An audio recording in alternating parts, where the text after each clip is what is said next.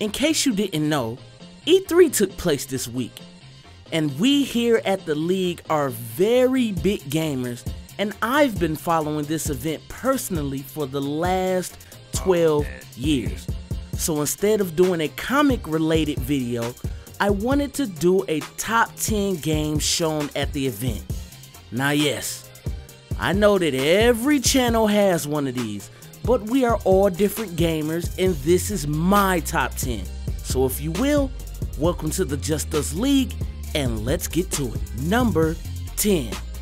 Spiderman PS4. Man, it's been so long since I've allowed myself to get excited for a Spider-Man game. I mean, Web of Shadows was such a disappointment that I pretty much gave up on Spider-Man games in a whole. But ladies and gentlemen, Insomniac Games is behind the wheel on this one. And that fills me with all the hope in the world that we are finally going to get back to those Spider-Man 2 days on the original Xbox, that Spider-Man game on the original PlayStation. Let's go back there. Number 9, Injustice 2. This was my favorite fighter last generation, and I do not say that lightly because it had some real competition last gen. I mean, Dead or Alive 4, Mortal Kombat 9, Marvel vs. Capcom 3. Injustice really stood out over those to me. And now we're back. Bigger and better. Armor abilities, new characters, and a bigger roster. And unlike Mortal Kombat X, this is current gen hardware only. So we are getting the best of the best. Let's fight. Number 8, Recore. Now, I didn't know what to think of Recore when I first saw it last year, but with just the look of the trailer, it pretty much held my interest. I mean, it looked cool. And now that I've finally seen the game, it's pretty much a first day purchase. I mean, it was pretty much that, being that it's a KJ Inafune piece. The game is being described as Mega Man meets Metroid Prime, and you can see that right off from the gameplay. Plus, it's only gonna be $40, so you really can't lose there unless it's bad, and it's not going to be. Number 7, Horizon Zero Dawn. When I saw gameplay of this last year, like Recore, I really didn't know what to make of it besides it looks cool. I still don't really know that much about the story, but I do know now that it's an action RPG, and that's my two favorite genres, action and RPG games. So this speaks to me very clearly alone just with that point. Now I'm just really wondering how big this game is going to be in terms of scope. And while I am a little shaky on Guerrilla Games, I'm looking forward to seeing how this turns out. It does have my interest. Number 6, Scalebound. I know when it comes to Scalebound, you either hate it or you love it.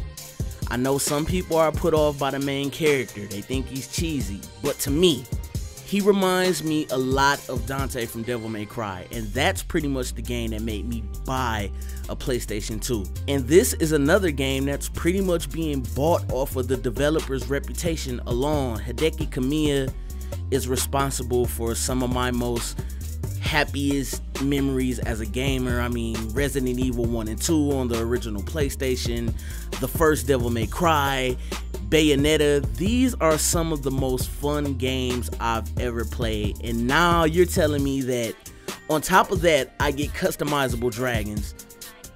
Man, listen. Number 5, We Happy Few.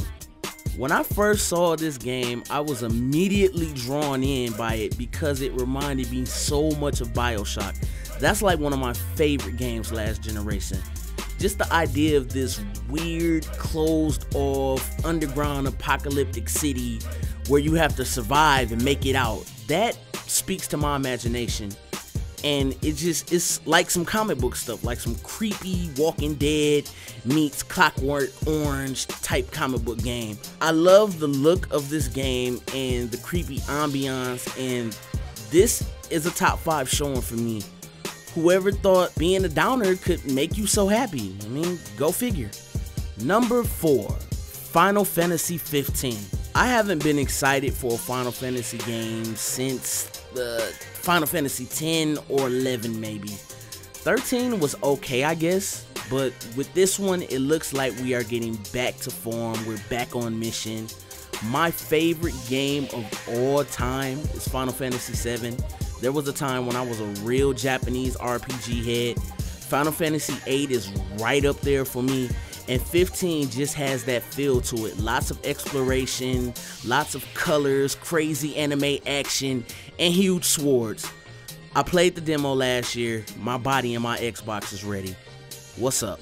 Number 3, Gears of War 4. Now, I'm aware that over the years there's been a collection of voices that feel like Microsoft should let Gears go and just do something else. Like at this point, people think they're just milking it. I'd also like to go on record by saying I have no idea what these people are talking about, and I'd like to see their credentials for just living. But I will say, to their defense, the last Gears wasn't too hot. It wasn't bad, but it also wasn't needed, and Gears 4 looks like it's what we need. It looks like it's going back to the roots, adding the terror element to it, and it's always been such a pretty game to me. Like, watching this demo made me so happy, and I cannot wait to kill some of y'all on Xbox Live. Number 2, Dishonored 2. Like We Happy Few, Dishonored is another game that has that BioShock look to it, but the difference with this one is when you play it, that's when you see you're dealing with a whole different monster. The first Dishonored was my sleeper hit of last generation. I slept on it basically because of BioShock Infinite, but when I finally got around to it, I loved it. And it's not more to say to that. Like, Corvo, time powers, take my money and come on and get in this Xbox. Get it! Number 1, God of War. So, wow. God of War 3 was the best action game of last generation, best looking game of last generation, and it looks like the crown isn't going anywhere. I like the new look, and to quote the developer, it really sums up the premise of the game. He says, in this, Kratos is teaching his son how to be a god, and his son is teaching him how to be human. That right there is just like a whole new adventure. I'm so invested in this universe, and for them to be able to kind of slow it down and tell a different kind of story with all the new gameplay mechanics, but still have it feel and look like what we all know and love from God of War. This will be the reason that I buy a PlayStation 4 or Neo or whatever. When Kratos is ready, I got this $500, Sony. I got it. Alright guys, with that, I'm going to bring this video to a close. Thank you very much for watching, and if you like what you are seeing, please subscribe, please thumbs up, and please share. One or all of those things are greatly appreciated. Also, if you would like to see some of my other videos, they're more comic book movie related, but if you like video games, you probably like comic books too. So you can check out my MCU breakdown in 5 minutes part 1 video, or you can check out my top 4 reasons why people don't like the X-Men movies. And even though this was a top 10 games list, there was so much stuff from E3 that I left out. So with that being said, what was your top moments at E3? It can be a game list like I put up, or was it a moment? Was it Scorpio? Was it Death Stranding? Let's talk about it in the comment section, and until next video, peace.